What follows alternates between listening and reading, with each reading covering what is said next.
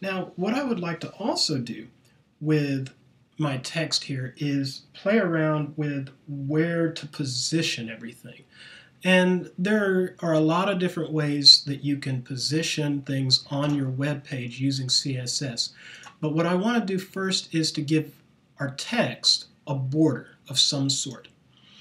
So the property to give to your selector P will be border,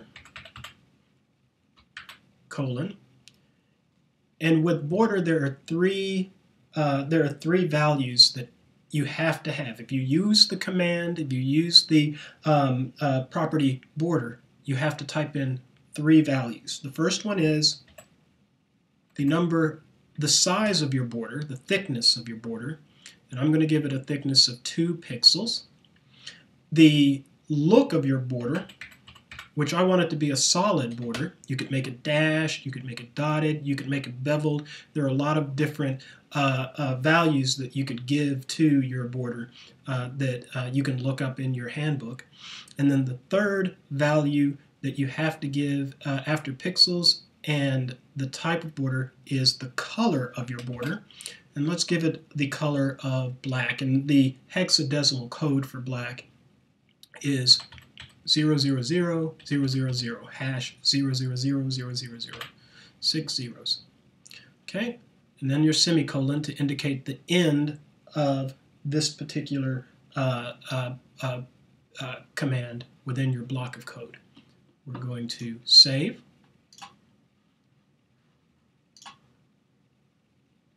Refresh.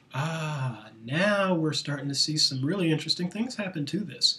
Now, take a look at this. You'll notice that the border, each paragraph that you have identified has its own border. And the border is all the way around this way, around your text, flush against it on the left side, top, bottom, and right. What we can do is, because that's kind of unsightly to have everything pushed up against your border, is give the border a little bit of padding on the inside. In other words, what we're going to do is we're going to give some invisible padding all the way around your border in order to center your text a little bit and get it off of the border so that it's not really touching.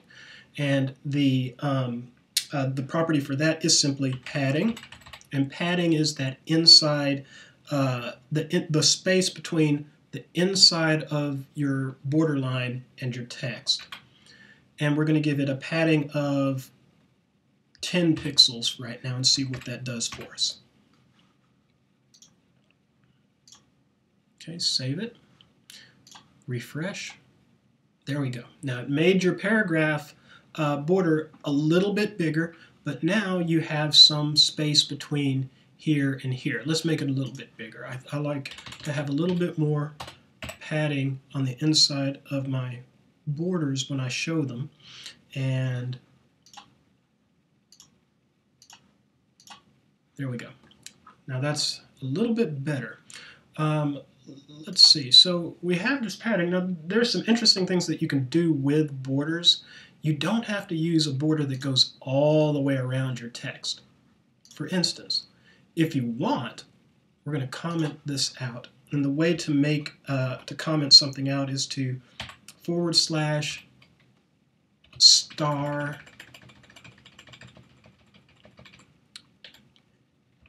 and then */. So what that does is, by putting this here and here, we have a beginning comment which comments this out, and then this ends the comment, so that if you want to experiment with a little bit of your CSS code, this won't be read by your browser. Your browser won't recognize it while it's surrounded by these two things. You can also do this. You can give yourself instructions and comments to help you remember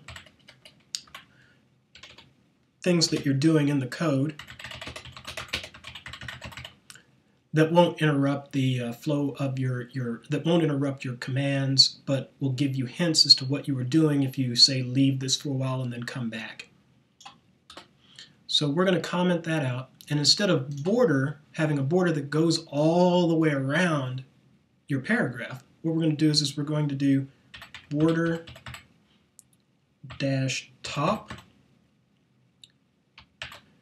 and what that'll do is it's just going to give us a border along the top of each paragraph. So we're going to go border top, and we're going to do the 2 pixel solid, the same values, 2 pixels solid and black. And let's see what happens. There we go. So now 3 sides of the border have disappeared, but we have this border on the top. Well, you know, that's kind of interesting, but, you know, maybe we can do something a little bit more with that too. Let's say border right 2 pixels solid and black,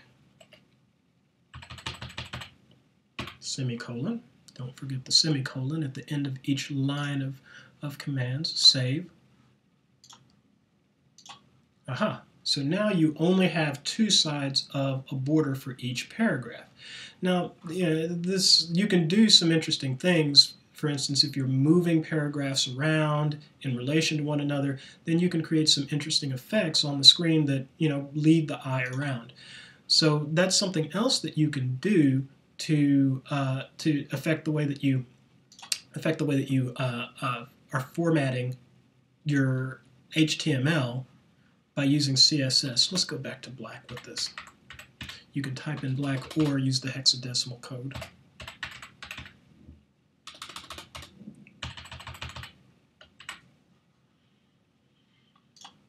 Refresh. There we go.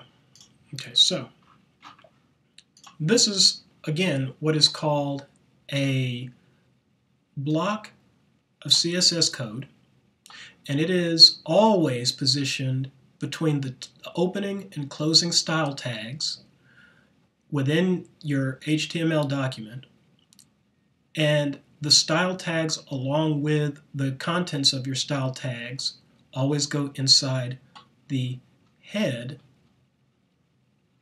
of your document. Let's format that over. They always go inside the head of your document. And let me format this a little bit so we can read it a little bit better.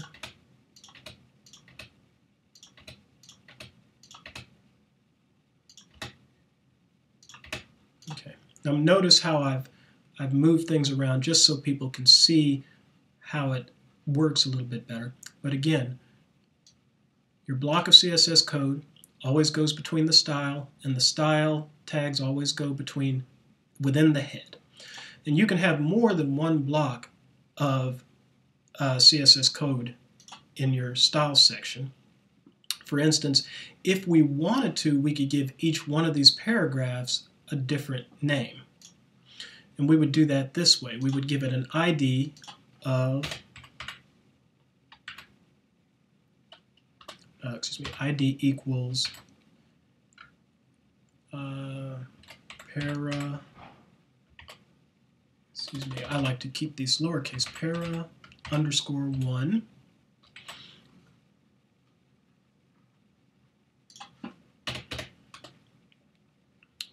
ID equals para underscore 2 and ID equals para underscore 3. Now you'll notice that each time that I do this, I'm typing in space after the tag name, so typing a space, ID equals, open parentheses, then the name of the ID, the name that you're giving to this specific tag, 3, and close quotes, open quotes, close quotes, and then here's your closing tag. And then we'll save this. Now that in and of itself didn't do anything, But what we can do is say that for every instance of P, not every instance of P, but rather every instance of ID para _1, you will have these things happen to your document, to that paragraph. I'm going to copy this because what I'm going to do is I'm going to add a second block of CSS. And I'm going to name this second block para 2. So now I have a name for this paragraph and a name for this paragraph, and I have separate CSS code for each one of those paragraphs. The third one I'm not going to do anything to at this time. Now in paragraph 2, ID para 2, what I'm going to do is I'm going to change the width of this one from 600 to 700 pixels, and I'm going to change the color from black to gray. And the hexadecimal code for gray happens to be #666,666. We're going to go ahead and give it the full border.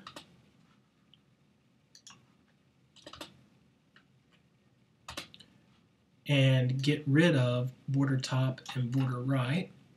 Need to do that. And we're going to give it more padding, which is going to make it look quite interesting. And we are also going to give it we're going to align the text, we're going to center the text. So just in para 2. So text, let's see here, text align colon, and the value for text align, value for the property text align is, that I'm going to use is center, semicolon. And let's see, we'll save it. And let's see what these changes do. Aha! We've got a much bigger border, much more padding, a border all the way around one paragraph, not on the other.